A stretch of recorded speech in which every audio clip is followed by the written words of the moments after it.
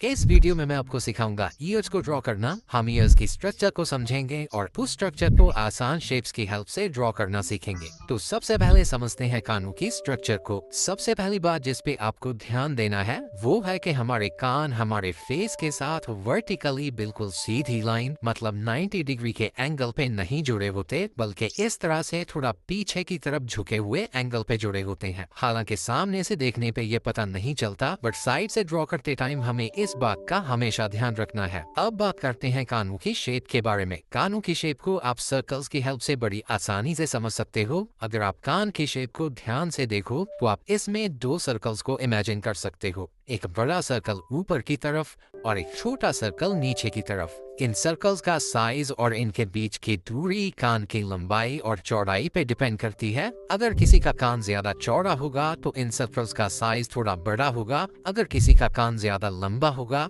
तो इन सर्कल्स के बीच की दूरी भी ज्यादा होगी। और फिर इन दोनों सर्कल्स को मिला के हमारे कान की ओवरऑल शेप कुछ इस तरह की बन जाती है। चलो अब इसको सर्कल्स की हेल्प से ड्रॉ करना सीखते हैं। सबसे पहले आपको एक इस तरह से थोड़ी टेढ़ी सी लाइन ड्रॉ करनी है, मतलब रेफरेंस फोटो में जिस एंगल पे आपको कान फेस के साथ जुड़ा हुआ नजर आ रहा है उसी एंगल पे आपको इस लाइन को ड्रॉ करना है। उसके बाद आपको कान के साइज के हिसाब से ऊपर की तरफ एक बड़ा सर्कल ड्रॉ करना है इस तरह से, और फिर कान की लंबाई का अंदाजा लगाते हुए नीचे की तरफ एक छोटा सर्कल ड्रॉ करना है इस तरह से। उसके बाद फिलहाल के लिए हम दोनों सर्कल्स को बाहर की तरफ से एक लाइन के साथ इस तरह से जोड़ देंगे और इस तरह से हमारे कान की एक बेसिक शेप रेडी हो जाएगी। उसके बाद आपको कान की शेप को रेफरेंस फोटो के हिसाब से ड्रॉ करना स्टार्ट करना होगा। आपको यहाँ से इस लाइन को इस तरह से ड्रॉ करना स्टार्ट करना है और फिर जैसे जैसे हमें कान की शेप में इस तरह के बेंड्स दिखाई देंगे वैसे ही हमें अपनी ड्रॉइंग में भी बनाने की कोशिश करनी है। हमें कान की इस बाहर वाली आउटलाइन को धीरे धीरे रेफरेंस फोटो को ऑब्जर्व करके ड्रॉ करते रहना है और कान के इस नीचे वाले पार्ट को बोलते हैं ईयर लोब। ये पार्ट किसी किसी के फेस में थोड़ा नीचे की तरफ इस तरह से लटका हुआ होता है और किसी किसी के फेस में इस तरह से सीधा ही चिपका हुआ होता है, तो आपको इस चीज का भी ध्यान रखना है। और इस तरह से आपको कान की बाहर वाली आउटलाइन को ड्रॉ कर लेना है। बट जैसे मैंने पहले बताया, आपको हमेशा याद रखना है कि हर किसी के कान की बाहरी शेप अलग अलग होती है। किसी के कान इस तरह से ज्यादा चौड़े होते हैं, किसी के कान नीचे से ज्यादा पतले होते हैं, तो आपको इस शेप को अच्छे से ऑब्जर्व करके ही बनाना है। जैसी कान की शेप आपको नजर आएगी वैसे ही आपको ड्रॉ करनी है।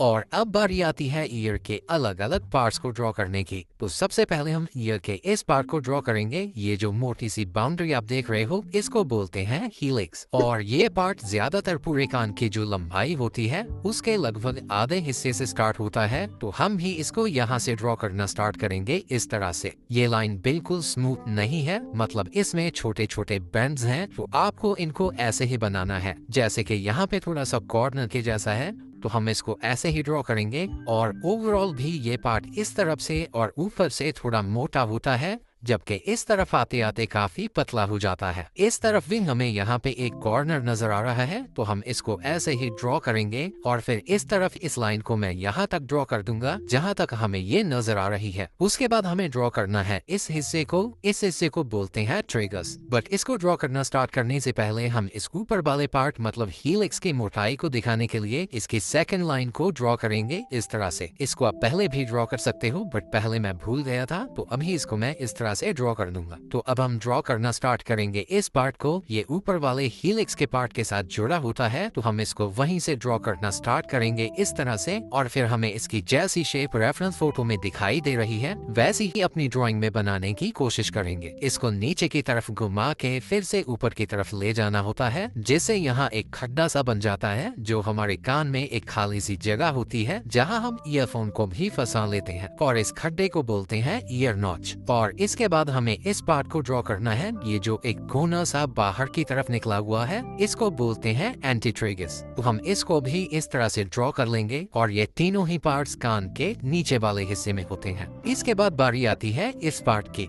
ये जो वाई शेप का पार्ट होता है, अगर आप ध्यान से किसी के भी कान को देखो तो हर किसी के कान में ज्यादातर ये वाई की शेप का पार्ट होता ही होता है, और इस पार्ट को बोलते हैं एंटी हीलिक्स। और इस वाई शेप के पार्ट को हम यहाँ से ड्रॉ करना स्टार्ट करेंगे। इसमें आपको यहाँ पे एक बैंड दिखाई दे रहा होगा, तो हमें भी इसको ऐसे ही ड्रॉ करना है और उसके बाद इसको घुमा के नीचे की तरफ ले जाना है। और फिर यहाँ भी आपको हल्का सा एक बैंड नजर आ रहा होगा, तो इसको भी आपको ऐसे ही ड्रॉ करना है और फिर आगे इसको एंटी ट्रिगर्स वाले पार्ट के साथ मिला देना है। उसके बाद इस वाई शेप वाले पार्ट की सेकंड लाइन को हमें यहाँ से ड्रॉ करना स्टार्ट करना है और थोड़ा इस तरफ लाके अंदर की तरफ हल्का सा बेंड करना है और फिर इसको घुमा के इस तरह से इस हीलिक्स वाले पार्ट की आउटलाइन के बराबर ड्रॉ कर देना है।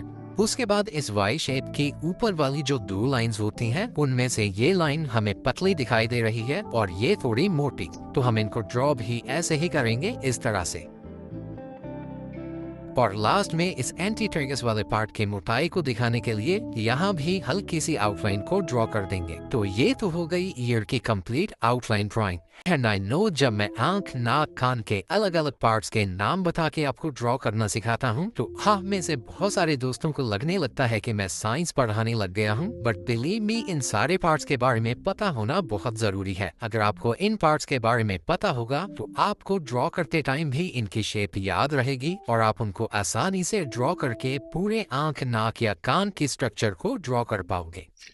और अब बारी आती है शेडिंग की। और जैसे कि मैं आपको इस सीरीज के हर पार्ट में बोलता हूँ कि फिलहाल हम आउटलाइन ड्राइंग सीख रहे हैं, शेडिंग बाद में डिटेल में सीखेंगे। तो इस वीडियो में भी मैं आपको शेडिंग बस फटाफट से करके दिखा देता हूँ और थोड़ा सा समझा देता हूँ। फुल डिटेल में हम बाद में सीखेंगे जब इस सीरीज में शेडिंग के लेसन स्टार्ट होंगे। तो यहाँ पे मैं dark to light shading approach use कर रहा हूँ। अगर आप जानना चाहते हो कि शेडिंग अप्रोच किसे कहते हैं और कौन सी शेडिंग अप्रोच रियलिस्टिक ड्रॉइंग्स के लिए बेस्ट होती है, तो आप मेरी इस वीडियो को देखना, इसमें मैंने पूरा डिटेल में समझाया है। लिंक आपको इसका डिस्क्रिप्शन में मिल जाएगा। तो सबसे पहले मैं इस चारकोल पेंसिल के साथ डार्क शेडोज वाले पार्ट्स में डार्क वैल्यूज को ऐड करूंगा। शेडोज की जैसी जैसी शेप्स मुझे नजर आ रही हैं, वैसी वैसी शेप्स बना के मैं उनमें डार्क वैल्यूज को ऐड करूंगा। मैं काफी हल्के प्रेशर के साथ इन लेयर्स को ऐड कर रहा हूँ और इन शेडोज वाली शेप्स के अंदर की तरफ वाले एजेस को मैं बिल्कुल भी हार्ड ड्रॉ नहीं कर रहा हूँ। मैं यहाँ पे सॉफ्ट एजेस को ड्रॉ कर रहा हूँ।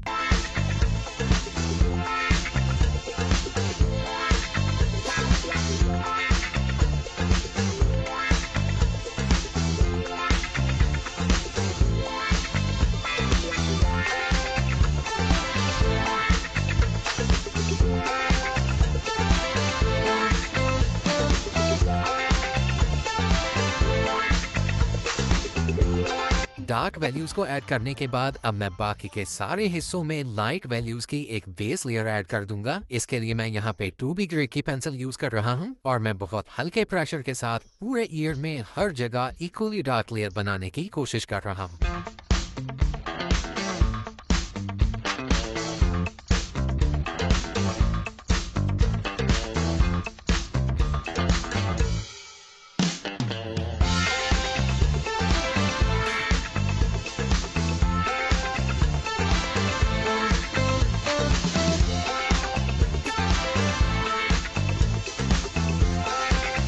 बेस लेयर बनाने के बाद अब हमें जहां जहां पे मिड वैल्यूज नजर आ रही हैं, मतलब थोड़ी हल्की शैडोज नजर आ रही हैं, जैसे कि आप इन पार्ट्स में देख सकते हो, तो इन पार्ट्स में मैं 4B और 6B ग्रे की पेंसिल के साथ शेडिंग करके मिड वैल्यूज को ऐड करूंगा।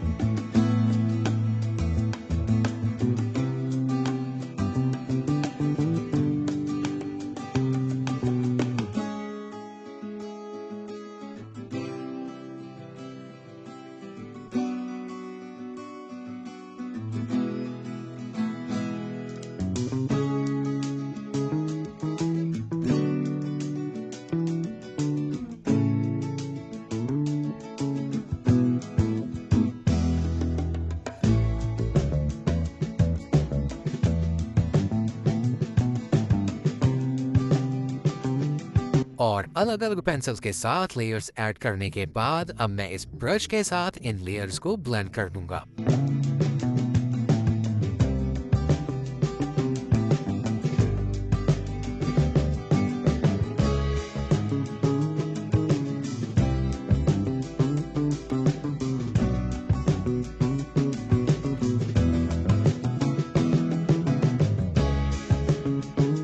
उसके बाद उन्हीं सारी पेंसिल्स को दोबारा से यूज करके मैं इस शेडिंग में करेक्शंस करूंगा और करेक्शंस करके अपनी ड्राइंग में शेडिंग को रेफरेंस फोटो के साथ मैच करने की कोशिश करूंगा।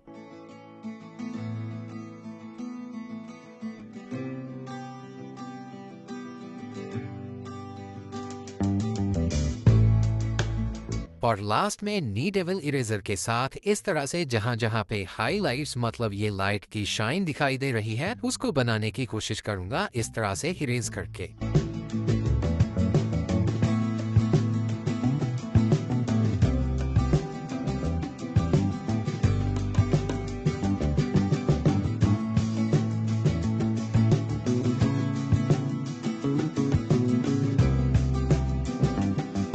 तो फाइनली ये ड्राइंग कंप्लीट हो गई है और इसी तरह से आप भी इन सारे स्टेप्स को फॉलो करके रियलिस्टिक ईयर्स को ड्रॉ कर सकते हो। और इसी के साथ हमने इस सीरीज में फेस के सारे मेजर पार्ट्स को ड्रॉ करना सीख लिया है। नेक्स्ट पार्ट में हम इन सारे पार्ट्स के साथ पूरे फेस को फ्री हैंड टेक्निक के साथ ड्रॉ करना सीखेंगे, मतलब जिस वीडियो का आप कब से वेट कर रहे हो। बट